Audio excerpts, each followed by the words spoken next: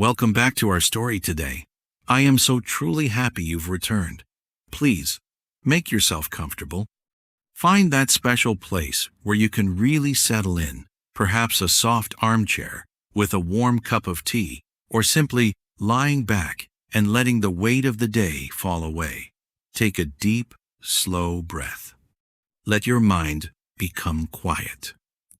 Imagine, once again, that we are sitting together by our warm, glowing campfire.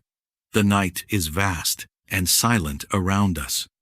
The wood is seasoned and dry, crackling with a rhythmic, comforting sound, and the orange flames dance in the darkness, casting long, flickering shadows against the trees. Above us, the stars are brilliant and countless, sparkling like the notes of a distant heavenly song. Tonight, here at StoryPath English, I want to tell you a story about a different kind of fire. The fire of genius. It is a story about a boy who could speak through music before he could even form full sentences. We are going to talk about Wolfgang Amadeus Mozart. But this is not just a story of beautiful symphonies and grand operas. It is the story of the world's first child superstar, and the heavy, tragic price he paid for a gift that was both a miracle and a burden. It is a story about a man who conquered the world of sound, but struggled to survive the world of men. To begin our journey, we must travel back to the year 1756, to the small cobblestone streets of Salzburg, Austria. Imagine a cold winter night in a cramped third-floor apartment. In a room filled with the scent of old paper and candle wax, a little boy is sitting at a harpsichord. His feet don't even reach the floor. They dangle and swing back and forth. But his hands, tiny, delicate hands, are moving across the keys with a grace that seems impossible. While other children his age are playing with wooden blocks or chasing hoops in the street, 4-year-old Wolfgang is listening to the music inside his head. He isn't just playing, he is creating. He is hearing entire worlds of melody that no one else can hear. His father, Leopold Mozart, was a musician himself, a man of great ambition and strict discipline. He looked at his son and realized he wasn't just looking at a talented boy, he was looking at a miracle from God. But Leopold also saw an opportunity. He decided to show this miracle to the world. Have you ever felt the pressure to be perfect? Have you ever felt that everyone's eyes were on you, waiting for you to do something amazing? By the age of 6, Wolfgang was no longer just a child. He was a performer on a world tour. Imagine a small boy in a powdered wig and a tiny, stiff silk suit traveling for weeks in cold, bumpy wooden carriages. He traveled from Salzburg to Vienna, from Paris to London. He played for Empress Maria Theresa of Austria. He played for King George III of England.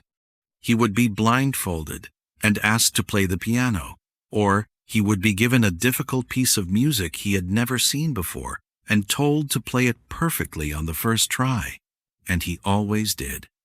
The people of Europe went mad for him. They called him the Wonder Boy. He was kissed by queens and cheered by princes. But think for a moment about what was missing. There was no time for friends. There was no time to just be a boy.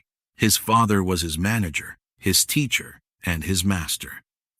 Every hour of Wolfgang's life was measured by the piano and the violin.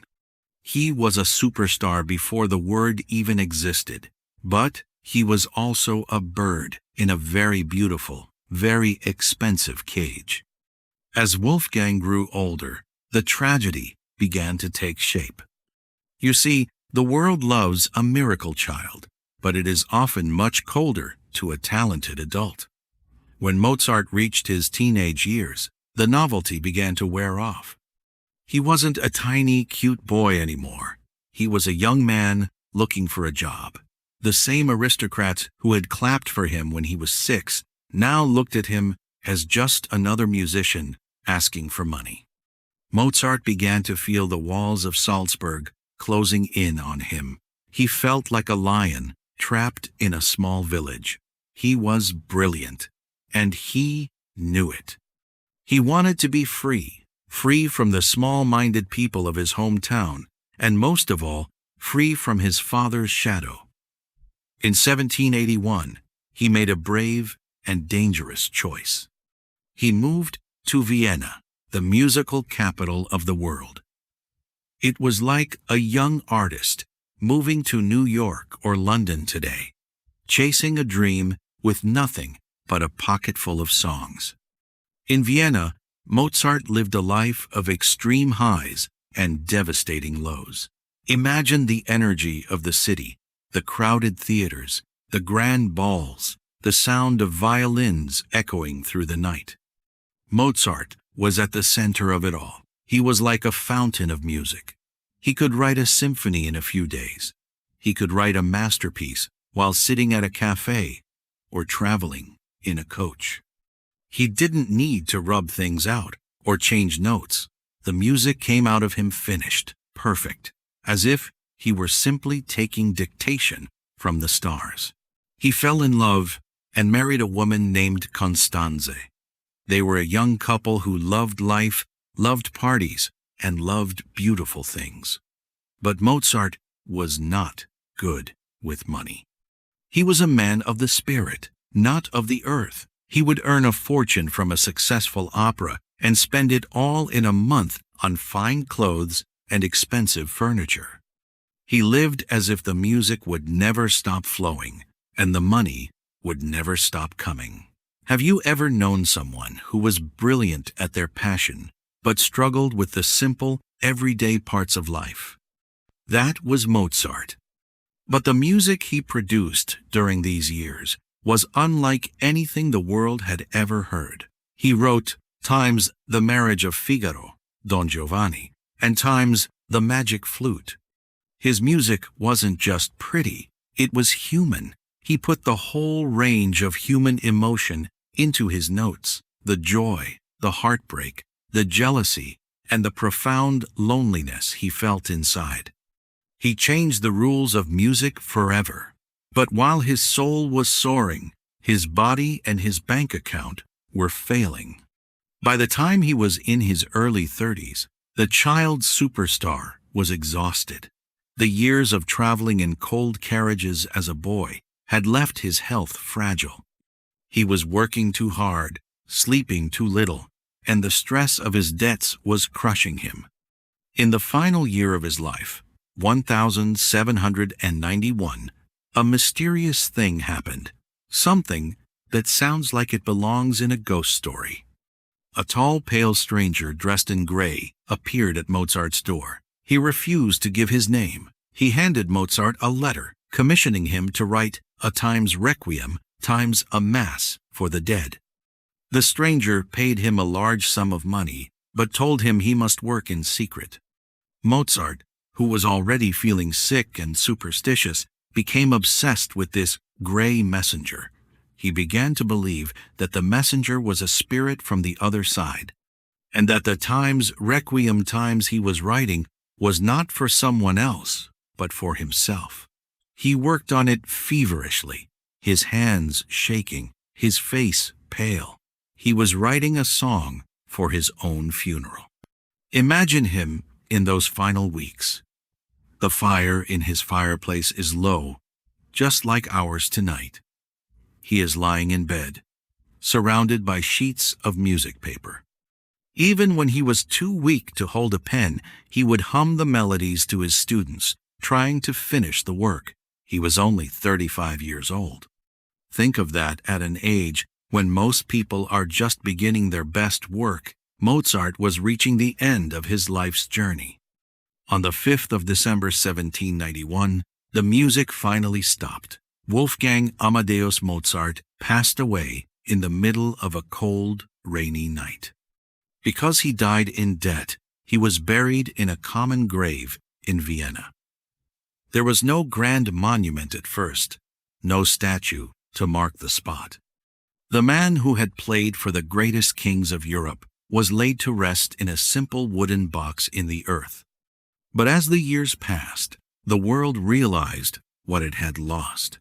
The tragedy of Mozart is that he was a man out of time. He was a superstar in an age that didn't know how to protect its stars.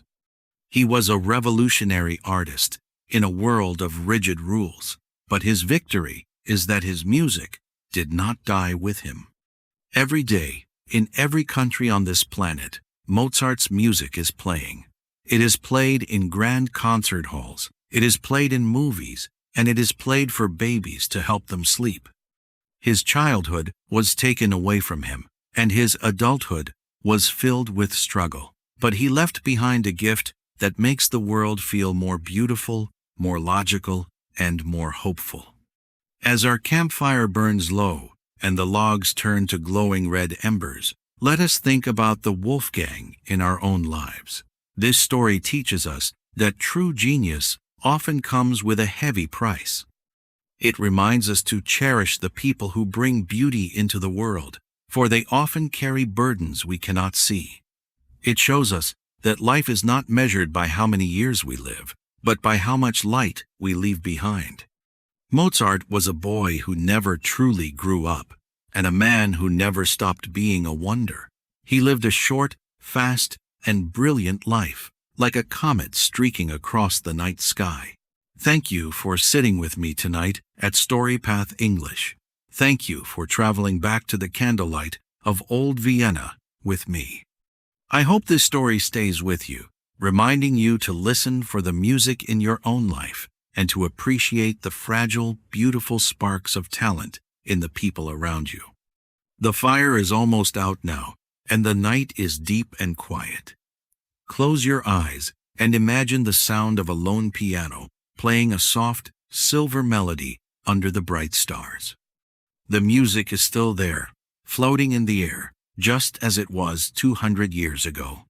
May you find your own rhythm.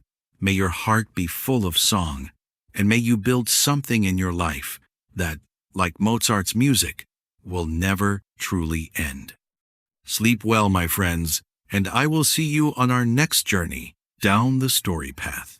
Good night.